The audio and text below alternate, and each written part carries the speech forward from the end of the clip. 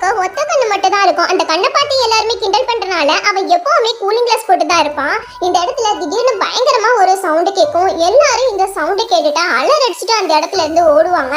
அப்போ அந்த இடத்துல இவ்வளவு நாளா ப்ரொடெக்ட் பண்ணிட்டு இருந்த அந்த ஷீல்டே உடைச்சிட்டு மேசிவான கோல்டன் புல் அங்க இருந்து வெளியில வருது. அந்த புல் எல்லாத்தையுமே பயங்கரமா தாக்கிட்டு இருக்கு. இதுக்கு பயந்துட்டு எல்லாருமே ஓடிக்கிட்டு இருக்காங்க. ஒரு கட்டத்துக்கு மேல இதை அடக்குறதுக்காக அவங்க கிட்ட இருக்கிற வெப்பன்ஸ் எல்லாம் எடுத்து இது கூட சண்டை போடுறதுக்காக பயங்கரமா இதை அட்டாக் பண்ணிக்கிட்டு இருக்காங்க. ஆனா அது எதுக்குமே அசர்ற மாதிரி இல்ல. எல்லாருமே தூக்கி போட்டு வெள்ளாசிட்டு இருக்கு.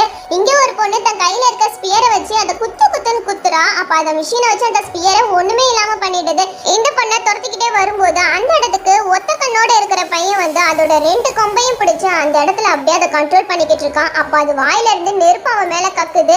ஆனா அந்த நெருப்பு அவனை எதுவுமே பண்ணல. அவன் பழைய நிலைமைக்கே திரும்பிடுறான். இன்னொருத்தன் இந்த புல் கிட்ட பயங்கரமா லாக் ஆயிடுவான். அந்த புல்லும் மிஷினை வச்சு இவனை சாகடிக்க வரும்போது அவன் கையில இருக்கிற வெப்பனை அது வாய்க்குள்ள போட்டுருவான். அந்த வெப்பனும் உள்ளக்க போயிட்டு இருக்கிற மிஷினை எல்லாத்தையுமே ஸ்டக் ஆக வச்சிரும். அதனால இந்த புல்லோட இன்னர் பார்ட்ஸ் எல்லாம் வீக் ஆகி அந்த இடத்துல இந்த புல்லும் வெடிச்சு செதறிடுது. நல்ல வேளையா இவனும் உயிர் பொழைச்சிடுறான்.